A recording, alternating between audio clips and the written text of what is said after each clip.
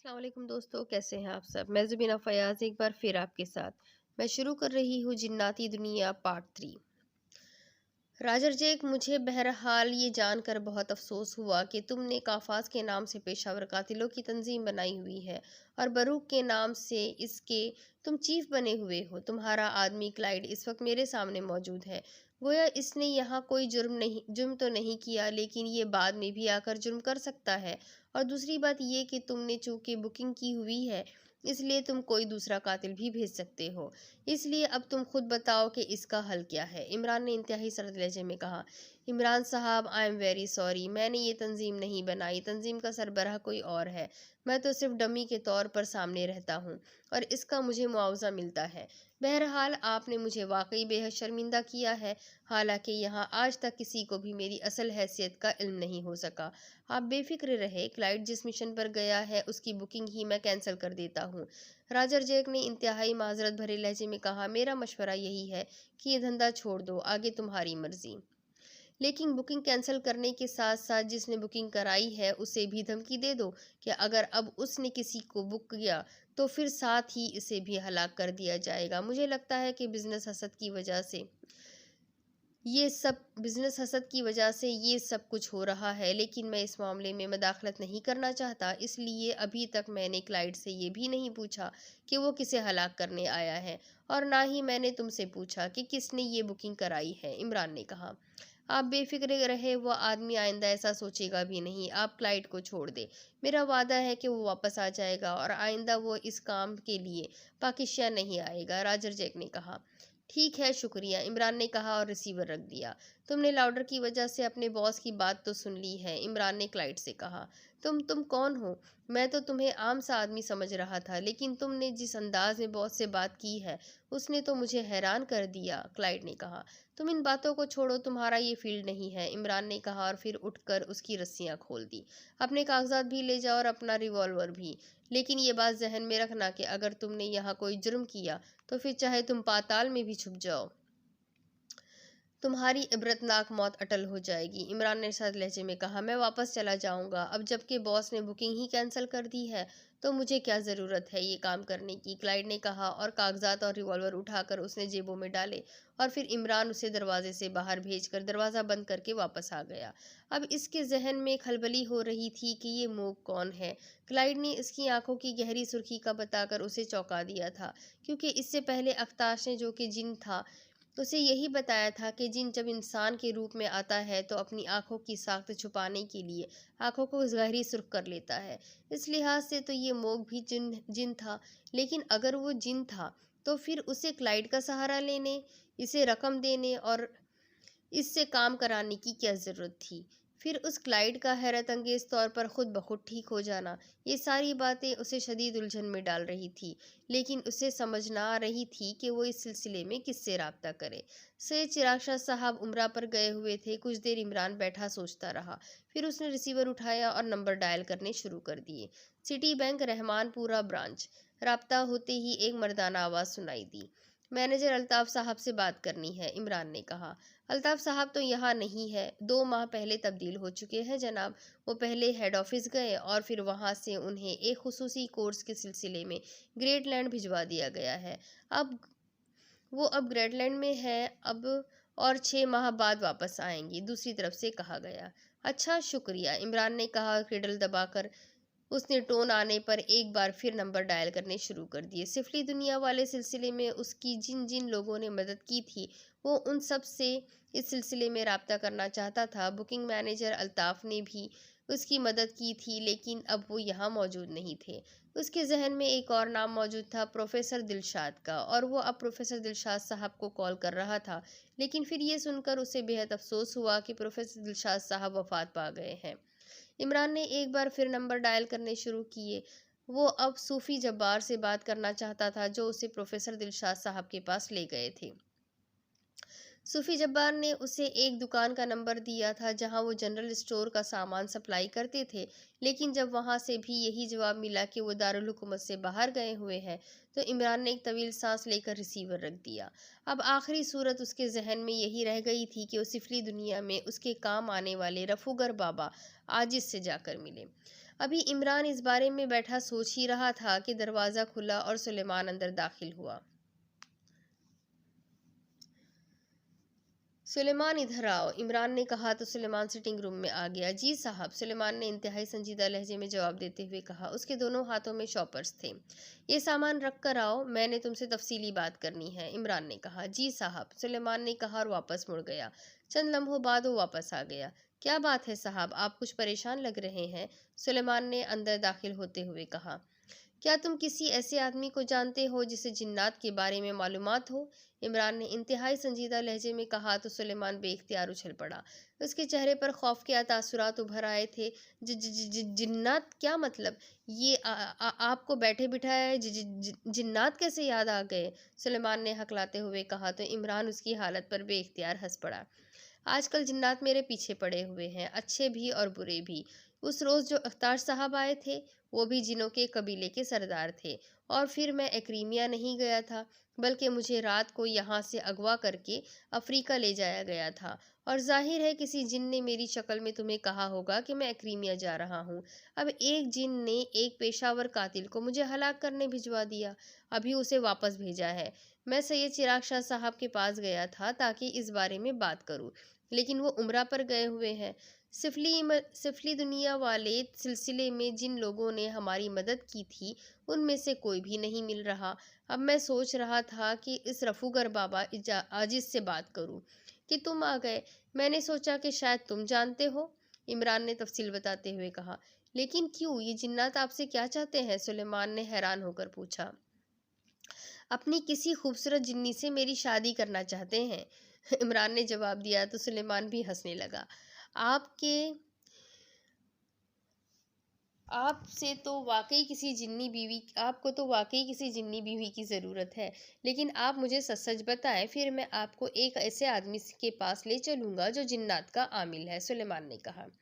जिन्नात का आमिल, क्या मतलब? ये जिन्नात का आमिल क्या होता है, इमरान ने हैरत से सवाल किया। ऐसे लोग होते हैं जो किसी मुकद्दस कलाम की बुनियाद पर जिन्हों को अपने कब्जे में कर लेते हैं और फिर उनकी मदद से लोगों के काम कराते हैं, उन्हें जिन्नात का आमिल कहा जाता है, सुलेमान ने वजाहत करते हुए कहा। जिन्नात पर कब्जा कर लेते हैं, ये कैसे मुमकिन है? नहीं, जिन्नात और इंसान अलहदा अलहदा मखलूक है। एक इंसान कैसे किसी जिन पर कब्जा कर सकता है, इमरान ने सवाल किया। जब जिन्नात इंसान पर कब्जा कर लेते हैं तो इंसान पर भी कब्जा क्यों तो इंसान जिन पर कब्जा क्यों नहीं कर सकता? इंसान तो फिर भी अशरफुल मखलूकात है, सुलेमान ने कहा तो इमरान के जहन में फ़ौरन क्लाइड आ गया।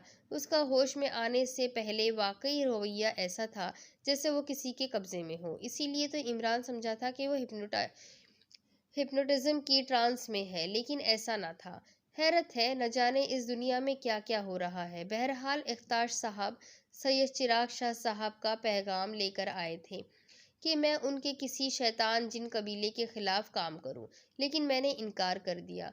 उसके बाद ये वाक़यात शुरू हो गए हैं, इमरान ने कहा तो सुलेमान ने बेइख्तियार एक तवील सांस लिया। आपने गलती की, सही चिराग शाह साहब के पैगाम को आपने रद्द करना नहीं चाहिए था। मैं जानता हूँ उन्हें, वो बहुत बड़े बुजुर्ग हैं। बहरहाल आइए मेरे साथ, मैं आपको बाबा मोहम्मद बख्श के पास ले चलता हूँ। वो जिन्नात का आमिल है, वो खुद ही आपको सारी बातें बता देगा, सुलेमान ने कहा तो इमरान उठ खड़ा हुआ और फिर थोड़ी देर बाद वो दोनों कार में बैठे शहर के गुंजान आबाद इलाके की तरफ बढ़े चले जा रहे थे। इमरान कार चला रहा था जबकि सुलेमान साथ बैठा हुआ था और इमरान की रहनुमाई कर रहा था। इन बाबा मोहम्मद बख्श की हिस्ट्री तो बताओ, इमरान ने कहा। मुझे नहीं मालूम, मैंने भी उसके बारे में मार्केट के एक दुकानदार से सुना था। उसकी बीवी पर जिन ने कब्जा कर लिया था और उसे बाबा मोहम्मद बख्श के पास ले गया था और वो ठीक हो गई, सुलेमान ने जवाब दिया तो इमरान बेइख्तियार हंस पड़ा। हमारे मुल्क से जहालत नहीं जा रही, बीवी पर जिन ने कब्जा कर लिया।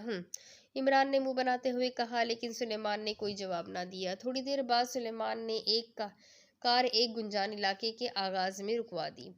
यहाँ से हमें पैदल जाना होगा, तंग गली में इनका मकान है, सुलेमान ने कहा तो इमरान ने कार रोकी और फिर नीचे उतरकर उसे लॉक किया। जब बाबा मोहम्मद बख्श के कब्जे में जिन है तो फिर वो इस तंग गली में क्यों रहते हैं? کسی بڑی کالونی میں تو ان کا محل ہونا چاہیے، عمران نے کہا۔ صاحب، یہ آپ کی اور میری دنیا کے لوگ نہیں ہوتے اور نہ ہی ہمارے انداز میں سوچتے ہیں، اس لیے آپ کو ان کا مذاق اڑانے کی کوئی ضرورت نہیں ہے۔ آپ نے دیکھا کہ رفوگر بابا عاجز میں کس قدر روحانی طاقت تھی، لیکن پھر بھی وہ شدید گرمی میں بیٹھا رفوگری کر رہا تھا۔ یہ دنیا ہی علیحدہ ہوتی ہے، سلیمان نے انتہائی سخت لہجے میں کہا تو عمران نے بے اختیار ایک طویل سانس لیا۔ واقعی سلیمان کی بات سچ تھی۔ پھر ایک تنگ سی گلی میں واقع ایک دکان، جس پر ایک پرانا سا اور خستہ حال سا بورڈ لگا ہوا تھا، یہ حکیم محمد بخش کا بورڈ تھا، اور یہ دکان کے اندر ایک بوڑھا آدمی چٹائی پر بیٹھا ہوا تھا۔ اس کے سامنے مختلف رنگوں اور سائزوں کی شیشیاں رکھی ہوئی تھیں۔ 2 عورتیں اور 4 مرد اس کے سامنے چٹائی پر بیٹھے ہوئے تھے۔ السلام علیکم بابا، کیا ہم حاضر ہو سکتے ہیں؟ سلیمان نے کہا تو بابا نے چونک کر ان کی طرف دیکھا۔ وعلیکم السلام، آؤ بیٹھو، بابا نے کہا اور دوبارہ اس عورت کی طرف متوجہ ہو گیا جس سے وہ بات کر رہا تھا۔ عمران اور سلیمان اندر داخل ہوئے اور پھر چٹائی پر ایک طرف ہو کر بیٹھ گئے۔ بابا محمد بخش نے وہاں پہلے سے موجود لوگوں کو شیشیوں سے دوائیں نکال کر دی اور پھر انہیں کھانے کی ہدایت دے کر انہیں بھیج دیا۔ ان لوگوں نے انہیں چند روپے دیے تھے جو انہوں نے ساتھ پڑی ہوئی پرانی سی صندوقچی میں ڈال دی۔ ہاں جناب، فرمائیے، میں آپ کی کیا خدمت کر سکتا ہوں؟ بوڑھے بابا محمد بخش نے عمران اور سلیمان کی طرف متوجہ ہوتے ہوئے کہا۔ میرا نام سلیمان ہے اور یہ میرے صاحب ہے، ان کا نام علی عمران ہے۔ ان کے والد سینٹرل انٹیلیجنسی کے ڈائریکٹر جنرل ہیں۔ انہیں جنات کے بارے میں آپ سے بات کرنی ہے۔ مجھے افضل مارکیٹ کے دکاندار عالم خان نے آپ کے متعلق بتایا تھا، اس لیے میں انہیں لے کر آپ کی خدمت میں حاضر ہوا ہوں، سلیمان نے باقاعدہ تعارف کراتے ہوئے کہا۔ جنات کے بارے میں؟ لیکن کیا؟ بابا نے چونک کر عمران کی طرف غور سے دیکھتے ہوئے کہا۔ کیا آپ واقعی جنات کے عالم ہیں؟ عمران نے بات کا آغاز کرتے ہوئے کہا۔ میں تو ایک گنہگار آدمی ہوں جناب، عامل تو بہت بڑے لوگ ہوتے ہیں۔ بہرحال آپ فرمائیے، آپ کیا چاہتے ہیں؟ بابا محمد بخش نے کہا۔ کیا جنات آپ کے قبضے میں ہیں؟ عمران نے دوسرا سوال کیا۔ میرے قبضے میں تو نہیں، البتہ میری مدد ضرور کرتے ہیں، اور وہ بھی لوگوں کی بھلائی کے لیے۔ لیکن آپ چاہتے کیا ہے؟ آپ اپنی بات کریں۔ اس بار بابا محمد بخش کے لہجے میں ہلکی سی ناگواری کا عنصر موجود تھا۔ آپ سید چراغ شاہ صاحب کو جانتے ہیں جو گاؤں میں رہتے ہیں؟ عمران نے کہا تو بابا محمد بخش بے اختیار اچھل پڑے۔ ہاں، وہ تو میرے پیر و مرشد ہے، وہ تو بہت بڑے بزرگ ہیں، آپ انہیں کیسے جانتے ہیں؟ بابا محمد بخش نے کہا۔ میری والدہ ان کے پاس دعا کے لیے جایا کرتی ہے، ایک بار میں بھی ان کی خدمت میں حاضر ہوا تھا۔ آج کل وہ عمرے کے لیے گئے ہوئے ہیں، اس لیے ان سے ملاقات نہیں ہو سکی، اس لیے ہمیں آپ کے پاس آنا پڑا، عمران نے کہا۔ میں تو ان کے مقابل کوئی حیثیت نہیں رکھتا، لیکن بات کیا ہے؟ آپ کا مسئلہ کیا ہے؟ بابا محمد بخش نے کہا تو عمران نے انہیں اختاش کی آمد، اس کی باتیں، اپنے انکار، پھر اغوا ہو کر افریقہ میں شیطانی معبود میں قید ہونا، اور پھر وہاں سے نکلنا، پھر کلائیڈ کا آنا، اس کا مصر کے کسی موق کے بارے میں بتانا، یہ ساری باتیں عمران نے مختصر طور پر بتا دی۔ بابا محمد بخش خاموش بیٹھے رہے۔ ٹھیک ہے، میں معلوم کرتا ہوں، بابا محمد بخش نے کہا، اور اس کے ساتھ ہی انہوں نے آنکھیں بند کی، اور چند لمحوں بعد ان کا جسم اس طرح تڑنے مڑنے لگا جیسے کوئی ان کے جسم کو دونوں ہاتھوں سے پکڑ کر بری طرح مروڑ تروڑ رہا ہے۔ ان کا چہرہ سرخ پڑتا جا رہا تھا، پھر آہستہ آہستہ ان کا جسم نارمل ہو گیا اور انہوں نے آنکھیں کھول دی اور لمبے لمبے سانس لینے شروع کر دیے۔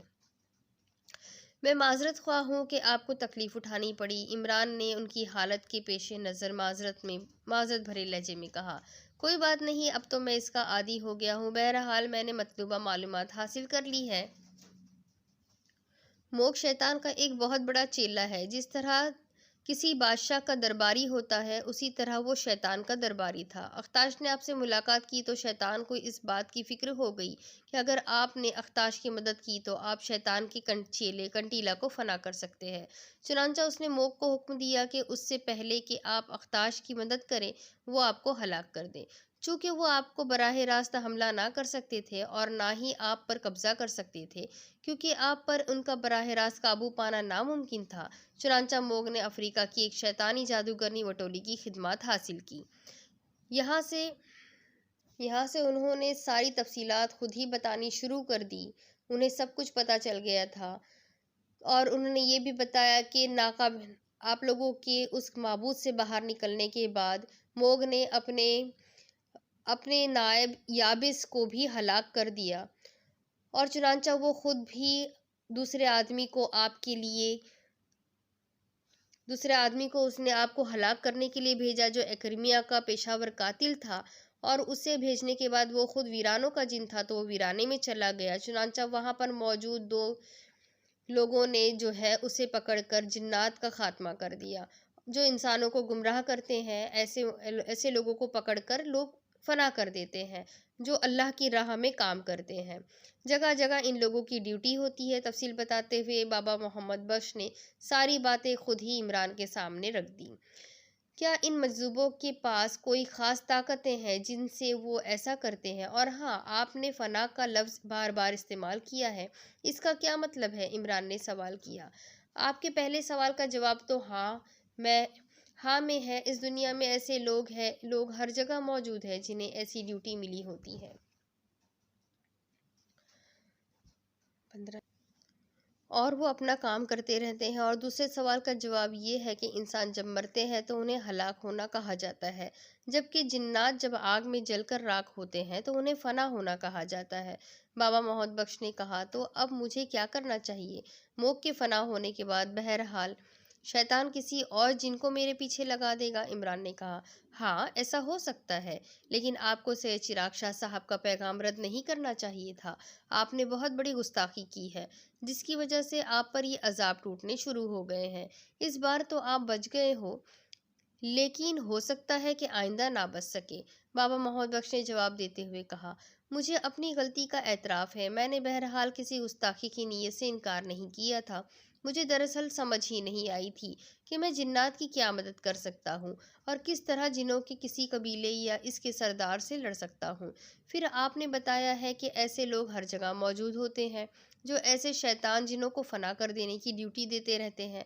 کیا وہ لوگ یہ کام نہیں کر سکتے؟ عمران نے کہا، جو کچھ آپ کر سکتے ہیں وہ ایسا نہیں کر سکتے، اور پھر آپ کا انتخاب کیا گیا تھا تو کچھ سوچ کر ہی کیا گیا ہوگا، اور آپ نے دیکھا کہ اخطاش جیسے ہی آپ سے ملا شیطان بوکھلا گیا، ورنہ ایسے لوگ تو کام کرتے رہتے ہیں، اور شیطان جن ان کے ہاتھوں فنا بھی ہوتے رہتے ہیں، لیکن ان کی حدود ہوتی ہے اور وہ اپنی حدود سے باہر نہیں جا سکتے، جبکہ آپ پر ایسی کوئی پابندی نہیں ہے۔ بابا محمد بخش نے بتایا، ٹھیک ہے، میں یہ کام کرنے کے لیے تیار ہوں، مجھے کیا کرنا چاہیے؟ عمران نے کہا، آپ اخطاش سے ملے؟ بابا محمد بخش نے کہا، وہ کہاں ملے گا؟ عمران نے چونک کر کہا، بڑے پل کی دوسری طرف پل سے ملحقہ ان کی بڑی آبادی ہے، اخطاش وہاں رہتا ہے۔ بابا محمد بخش نے جواب دیا، بڑے پل کی دوسری طرف تو ویران علاقہ ہے اور گندے پانی کا جوہر ہے، اور وہاں جھاڑیاں وغیرہ ہیں، وہاں تو کوئی آبادی نہیں ہے۔ عمران نے حیران ہوتے ہوئے کہا، تو بابا محمد بخش بے اختیار مسکرا دیے،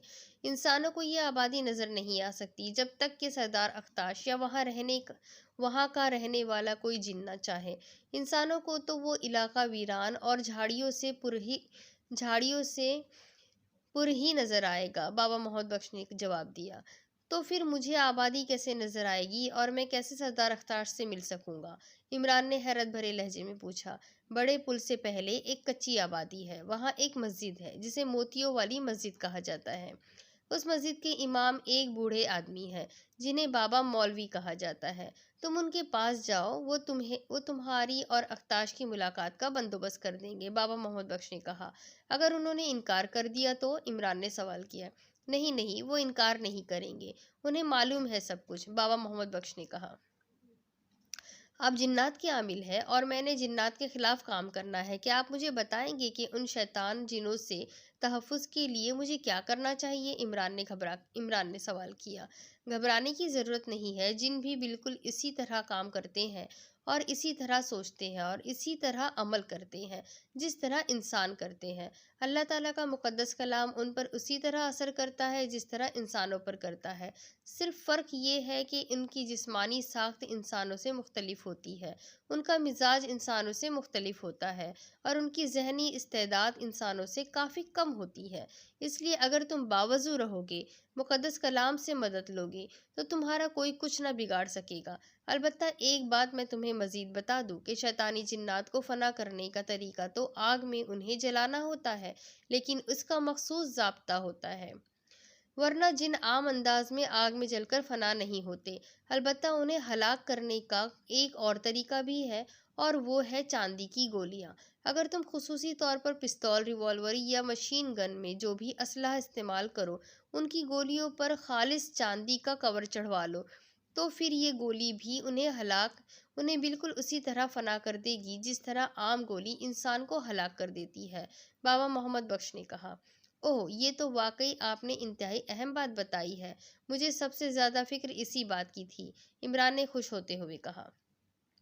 زیادہ خوش ہونے کی بھی ضرورت نہیں ہے۔ چاندی کی گولی سے جن کے فنا ہونے کا مطلب یہ نہیں ہوتا کہ ادھر گولی جن کے جسم میں جائے گی ادھر وہ فنا ہو جائے گا۔ میں نے پہلے بھی بتایا ہے کہ ان کی جسمانی ساخت انسانوں سے مختلف ہوتی ہے، اس لیے گولی لگنے کے باوجود وہ فوری طور پر فنا نہیں ہوں گے۔ ان کے جسم میں بے پناہ گرمی ہوتی ہے، اس لیے جیسے ہی چاندی ان کے جسم میں جائے گی وہ فوراً ہی پگھل جائے گی، اور پگھلنے کے بعد وہ ان کے جسم میں شامل ہو جائے گی، اور جب پگھلی ہوئی چاندی ان کے جسم کے عناصر میں شامل ہوگی تو ان کے جسم میں پہلے سے موجود بے پناہ گرمی یکلخت اس قدر بڑھ جائے گی کہ ان کے جسم کو فوراً خود بخود آگ لگ جائے گی، اور یہ آگ انہیں فنا کر دے گی۔ اس لیے گولی لگنے اور ان کے فنا ہونے میں انسانی وقت کے مطابق بہرحال 8 سے 10 منٹ لگ جائیں گے، اور جنات میں یہ خاصیت ہے کہ اگر وہ ان 8-10 منٹوں کے اندر تانبا کھا لے تو پھر ان کے جسم کے اندر موجود چاندی دوبارہ سخت ہو جائے گی، اور اس طرح وہ بچ جاتے ہیں۔ یہی وجہ ہے کہ یہ جن اپنے گلے میں تانبے کے ٹکڑوں کے ہار پہنتے ہیں۔ تم نے انہیں تانبا کھانے سے روکنا ہے، پھر وہ فنا ہو جائیں گے۔ بابا محمد بخش نے تفصیل بتاتے ہوئے کہا، آپ کی بات درست ہے۔ سائنسی طور پر بھی چاندی انتہائی نرم دھات ہے، اسے سخت بنانے کے لیے اس میں تانبا شامل کرنا پڑتا ہے، لیکن جب چاندی کی گولیاں تیار کی جائے گی تو اس میں بھی تو تانبا ملانا پڑے گا۔ تقریباً 7% تانبا اگر شامل نہ کیا جائے تو چاندی سے کوئی چیز نہیں بنائی جا سکتی۔ اس طرح تو گولی کے ساتھ ہی 7% تانبا بھی تو ان کے جسم کے اندر چلا جائے گا، عمران نے کہا۔ سائنس کا علم تو مجھے نہیں ہے، البتہ جس قدر وزن چاندی کا ہوگا اس سے دگنا تانبا جب وہ کھائیں گے تب چاندی سخت ہوگی، ورنہ نہیں، بابا محمد بخش نے جواب دیتے ہوئے کہا۔ پھر ٹھیک ہے۔ اچھا، آپ یہ بتائیں کہ کسی جن کو اگر بے ہوش کرنا پڑے ہو تو پھر کیا کرنا پڑے گا؟ عمران نے کہا تو بابا محمد بخش بے اختیار ہنس پڑا۔ تم نے اچھا سوال کیا ہے۔ جنات کے جسم میں قدرتی طور پر بے پناہ گرمی ہوتی ہے، اس لیے ان کی بے ہوشی کے لیے ضروری ہے کہ اس گرمی کو بے حد کم کر دیا جائے، اور اس کا طریقہ یہ ہے کہ انہیں خس کا عطر سنگھا دیا جائے۔ اس سے ان کے جسم کے اندر گرمی یکلخت کم ہو جاتی ہے اور وہ بے ہوش ہو جاتے ہیں۔ پھر انسانی وقت کے مطابق کم از کم 2 گھنٹے انہیں خود بخود ہوش میں آنے میں لگتے ہیں، لیکن اگر انہیں فوری ہوش میں لانا ہو تو انہیں اگر کا عطر سنگھانا چاہیے، وہ فوراً ہوش میں آ جائیں گے۔ بابا محمد بخش نے مسکراتے ہوئے کہا تو عمران حیران رہ گیا۔ لیکن شیطان اور اس کے ذریات کو تو خوشبو سنگھائی جائے تو ان پر انسان سے مختلف اثر ہوتا ہے، عمران نے کہا۔ میں نے جنات کی بات کی ہے، گندگی اور غلاظت سے پیدا ہونے والی شیطانی ذریات کی بات نہیں کی۔ جنات بھی انسانوں کی طرح اللہ تعالیٰ کی مخلوق ہے، پر ان پر بھی خوشبو اور بدبو کا اثر انسانوں کی طرح ہی ہوتا ہے، بابا محمد بخش نے جواب دیتے ہوئے کہا۔ لیکن یہ بات میری سمجھ میں نہیں آئی کہ خس کا عطر سنگھایا جائے تو وہ بے ہوش ہو جائیں گے، اور اگر کا عطر سنگھایا جائے تو وہ ہوش میں آ جائیں گے۔ یہ کس طرح ہوگا؟ معاف کیجیے، میری سمجھ میں تو یہ بات نہیں آئی۔ اور پھر یہ خس اور اگر دراصل ہے کیا چیز؟ اگر بتی تو میں نے سنی ہے، جس کے جلانے سے عجیب سی خوشبو پیدا ہوتی ہے، اور مذہبی محفلوں میں اگر بتی جلائی جاتی ہے، لیکن یہ اگر کیا ہوتی ہے؟ اور خس میرے خیال سے تنکے کو کہتے ہیں، کیونکہ ایک محاورہ ہے، خس و خاشاک، اس کا مطلب جھاڑ جھنکار ہوتا ہے۔ اسی طرح خس کم جہاں پاک بھی بولا جاتا ہے۔ کیا گھاس کے تنکے سے بھی عطر نکلتا ہے؟ عمران نے حیرت بھرے لہجے میں پوچھا۔ میں نے حکمت پڑھی ہوئی ہے، اس لیے میں تمہارے ان سوالوں کا جواب دے سکتا ہوں۔ کسی فارسی زبان کا لفظ ہے، اس کا مطلب گھاس ہی ہوتی ہے، تنکے کو بھی کہتے ہیں، لیکن یہ ایک خوشبودار گھاس کو بھی کہتے ہیں۔ خوشبودار گھاس پانی کے کنارے پر ہوتی ہے، اس کی جڑ سے عطر نکالا جاتا ہے، اور اس خس کو شدید گرمی کو کم کرنے کے لیے بھی گھروں میں استعمال کیا جاتا ہے، کیونکہ اس کا مزاج انتہائی سرد ہوتا ہے۔ اس لیے جب گرم ہوا اس سے ٹکرا کر کمرے میں آتی ہے تو وہ کمرے میں موجود گرم ہوا کو بھی یکلخت ٹھنڈا کر دیتی ہے۔ اس لیے عطر خس کا مزاج سرد تر ہوتا ہے، اور اس کی خوشبو جب جن کو سنگھائی جاتی ہے تو اس کے جسم کی گرمی یکلخت ٹھنڈی پڑ جاتی ہے اور وہ بے ہوش ہو جاتا ہے۔ جبکہ اگر بھی ایک خوشبودار لکڑی ہوتی ہے جسے طب کی زبان میں عود ہندی کہا جاتا ہے، اس کا مزاج گرم خشک ہوتا ہے، اس لیے اگر کا عطر سنگھایا جائے تو جنات کے جسم کی گرمی یکلخت بڑھ جاتی ہے۔ بابا محمد بخش نے تفصیل سے جواب دیتے ہوئے کہا، بہت خوب، آپ واقعی عالم فاضل آدمی ہیں۔ آپ نے واقعی علمی حوالے سے مجھے مطمئن کر دیا ہے، بہت شکریہ۔ اب ہمیں اجازت دیں، عمران نے اٹھتے ہوئے کہا تو بابا محمد بخش بھی اٹھ کھڑا ہوا۔ اوہ اوہ، آپ تشریف رکھیں، آپ کیوں تکلیف کرتے ہیں؟ عمران نے کہا، نہیں، چونکہ میرے پیر و مرشد سے چراغ شاہ صاحب کا تم سے تعلق ہے، اس لیے اب تمہارا احترام مجھ پر فرض ہو گیا ہے۔ مجھے پہلے اس بات کا علم نہ تھا، بابا محمد بخش نے کہا تو عمران نے ان کا شکریہ ادا کیا اور پھر کوٹ کے اندرونی جیب سے بڑی مالیت کی نوٹوں کی ایک گڈی نکال کر اس نے نیچے رکھی اور سلام کر کے باہر جانے لگا۔ ایک منٹ رک جاؤ، یہ نوٹ لے جاؤ، مجھے ان کی ضرورت نہیں ہے۔ اللہ تعالیٰ کا لاکھ لاکھ شکر ہے کہ حکمت سے وہ میری ضروریات پوری کر دیتا ہے۔ اگر مجھے دولت کی ضرورت ہوتی تو یہ دولت تو میں ویسے ہی ایک حکم دے کر بھی حاصل کر سکتا ہوں، یہ کسی مستحق کو دے دینا۔ بابا محمد بخش نے نوٹوں کی گڈی اٹھا کر عمران کے ہاتھ میں پکڑاتے ہوئے کہا۔ پھر عمران نے کافی منتیں کی لیکن بابا محمد بخش نے رقم لینے سے انکار کر دیا، تو عمران نے مجبوراً رقم جیب میں رکھی اور بابا کو سلام کر کے وہ ان کی دکان سے باہر آ گئے۔ حیرت ہے، جب بھی مجھے ایسی دنیا کے لوگوں سے واسطہ پڑتا ہے تو مجھے انتہائی حیرت ہوتی ہے۔ یہ لوگ کس طرح بے لوث اور دولت سے بے پرواہ ہوتے ہیں، نہ انہیں کوٹھی کی خواہش، نہ عہدے کا لالچ اور نہ بڑی بڑی قیمتی گاڑیوں کی خواہش۔ عجیب لوگ ہیں یہ، عمران نے کہا۔ صاحب، ان کے دل بھرے رہتے ہیں، دولت کی ہوس اس میں ہوتی ہے۔ جس کا دل خالی ہوتا ہے، جو بھی اندر سے خالی ہوتا ہے، اس کا قدم جب زمین پر پڑتا ہے تو اچھلنے لگتے ہیں۔ سلیمان نے کہا، مجھے تو تم بھی اسی قبیل کے آدمی لگتے ہو۔ عمران نے مسکراتے ہوئے کہا۔ وہ دونوں تنگ گلیوں سے گزرتے ہوئے اس طرف کو بڑھے چلے جا رہے تھے جہاں ان کی کار موجود تھی۔ میں تو دنیا دار آدمی ہوں صاحب، میں تو ایسے لوگوں کے پیروں کی خاک بھی نہیں بن سکتا۔ سلیمان نے بڑے عجز و انکساری سے بھرے لہجے میں کہا، کاش تم مان جاتے تو میرا بہت بڑا بوجھ ہلکا ہو جاتا۔ عمران نے کہا تو سلیمان بے اختیار ہنس پڑا۔ وہ سمجھ گیا تھا کہ عمران تنخواہوں کے بل کی بات کر رہا ہے۔ میں تو یہ سوچ رہا ہوں کہ آپ بھی فلیٹ میں رہتے ہیں اور میں بھی، اس کے باوجود آپ کی جیب سے بڑی مالیت کی نوٹوں کی پوری گڈی نکل آئی، سلیمان نے بڑے معصوم سے لہجے میں کہا، اور عمران نے اس کے اس خوبصورت جواب پر بے اختیار ہنس پڑا۔ اب تم اس جنات کی آبادی میں میرے ساتھ چلو گے تاکہ میں سردار اختاش کو کہہ کر تمہارا وہیں کوئی بندوبست کرا دوں۔ عمران نے کار میں بیٹھتے ہوئے مسکرا کر کہا۔ کیسا بندوبست؟ عمران چونک پڑا۔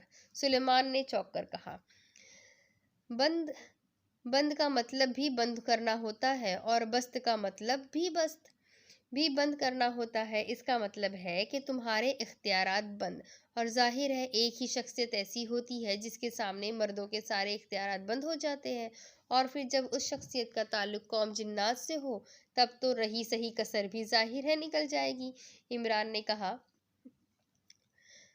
صاحب یہ باتیں مذاق نہیں ہے، اور یہ جنات بھی آپ کی طرح اعلیٰ ذہن کے نہیں ہوتے کہ مذاق کو سمجھ سکیں، اس لیے آپ اس معاملے میں مذاق نہ کیا کریں اور مجھے آپ فلیٹ پر چھوڑ دیں۔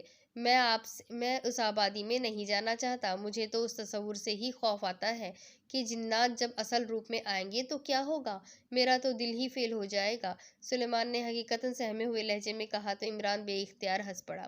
تم فکر نہ کرو، میں سردار اختاش سے کہہ کر انہیں خوبصورت روپ دھارنے پر مجبور کر دوں گا، عمران نے لطف لیتے ہوئے کہا۔ پھر بڑی بیگم صاحبہ کے پاس چلے تاکہ میں انہیں بتا سکوں کہ آپ کہاں جا رہے ہیں، سلیمان نے دھمکی دیتے ہوئے کہا۔ یہ کام سید چراغ شاہ صاحب نے میرے ذمے لگایا ہے، اس لیے اماں بھی کو کوئی اعتراض نہیں ہوگا، عمران نے مسکراتے ہوئے کہا۔ آپ کے ذمے لگایا ہے، میرے ذمے تو نہیں لگایا، سلیمان نے فوراً ہی جواب دیا، اور عمران بے اختیار ہنس پڑا۔ میں تو ان لوگوں کے بارے میں سوچ رہا ہوں جنہوں نے اس شیطان جن کو فنا کر دیا۔